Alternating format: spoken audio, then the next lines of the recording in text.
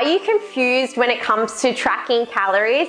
Are you doing everything right, but something seems to be wrong? Well, I'm going to give you my top tips on how to use MyFitnessPal to track your calories and macros accurately so you can achieve your body composition goals. Stay tuned.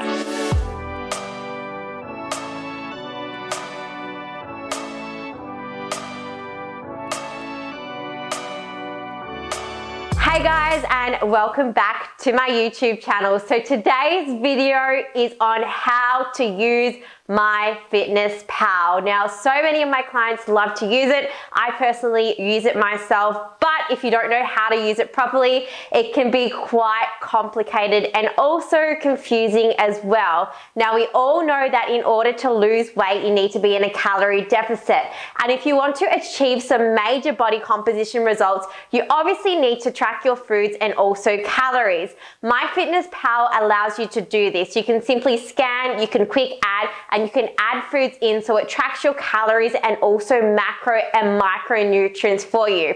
It's got a whole lot of meals in there. It's got everything as well in there as well. You can simply scan a barcode from a piece of bread or your favorite brand, and it will log it straight into MyFitnessPal. It is a very easy way to log and track your calories, as I said, especially if you have some major body composition goals you want to achieve. So if you haven't already, make sure you do go and download MyFitnessPal. This is no way endorsed by it, but if you have some body composition results that you want to achieve, I definitely and highly recommend you track your calories, or on the other hand, get a Lara Guy personalized meal plan too. Now, let's start off with some tips to get you started onto how to use MyFitnessPal to your best ability. So tip number one, when in doubt, overestimate your calories. Now, a lot of people, although more than 50% of people, will actually underestimate their calories and overestimate the amount of calories burned. What does that mean? That means that you are probably not going to lose weight because you are overestimating the amount of calories you're burning in a session and not really monitoring the amount of calories you eat as well. For instance, if I have a piece of bread and I say that is 50 calories instead of it actually being 100 calories, imagine how messed up your macros and also calories are going to be for the day, especially if you want to be in a deficit as well. Tip number two, use the quick add function which it has on MyFitnessPal. I obviously love to do this. I can pretty much look at a plate of food and obviously tell by the macros what it is, and I can obviously add this into quick add as well. If you know off the top of your head, if you can read it on the nutrition label on the back, you can obviously and easily add that into MyFitnessPal as well. Tip number three, which a lot of people don't know, is that you can actually use nutrition calculators on a lot of the big brands' website. For instance, Nando's. You can look up what is in a peri-peri chicken burger. It will give you the nutritional panel on the website. McDonald's is the same, not that I'm endorsing that, but you can obviously look up a lot of the big brands and obviously log the macros and the correct calories, which you need to as well. Tip number four, which a lot of people don't do, is log as you go, because if you're logging at the end of the day, let's face it, you're probably going to forget that YoPro you had, or maybe how much grams of rice you had, or something like that. So my hottest tip to you guys is to log as you go. Log your lunch when you're eating it. Log your breakfast as you've eaten it. It is so important, especially in terms of accuracy as well.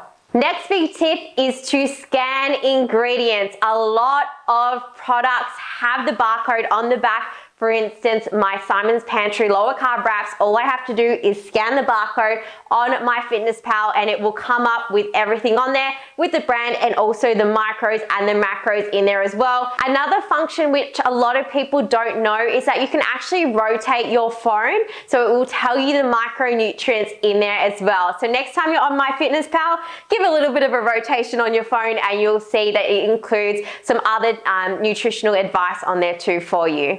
Another big tip which a lot of people forget to do is that you need to complete your diary at the end of each day. That way it ensures your meals are logged as well. This also helps you if you've got your goals set in MyFitnessPal. It helps you reach your goals. It also gives you some tips around that as well. Tip number 8 is a really important one, which I definitely use. It is saving meal options. It also saves a lot of time as well. Now, if I know I'm having this similar breakfast for most mornings, it saves me a lot of time when I can just save this meal as Lara's egg white omelette, or Lara's breakfast special, or Lara's big salad. It saves a lot of time when you can just hit the button and it comes up with all the ingredients instead of tirelessly logging it each time.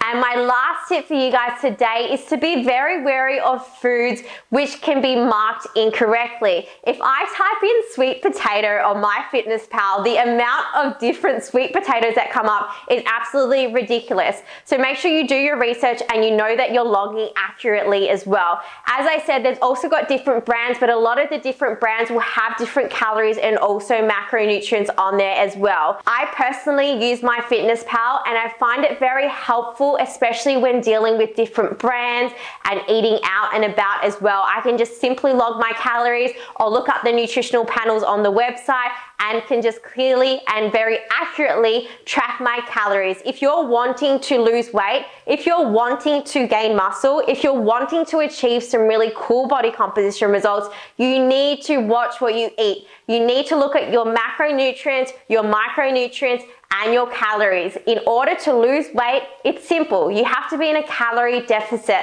That means eating less than what you're burning throughout the day. And obviously, if you want to gain muscle, you need to be on the other side of that spectrum. Hopefully you enjoyed this YouTube video, guys, and make sure you do save this, as I know it will be very helpful for a lot of people out there. And next time you're tracking and using MyFitnessPal, hopefully these tips can help you along the way so you become a pro at it as well. Guys, if you do need help with nutrition, if you need tips, if you need recipes, if you want to achieve some major body composition goals, make sure you head to my website, lauraguy.com. I've got thousands of clients who have achieved amazing results through my plans, and I can definitely help you guys as well. Hope you guys enjoyed this YouTube video, and I'll catch you soon.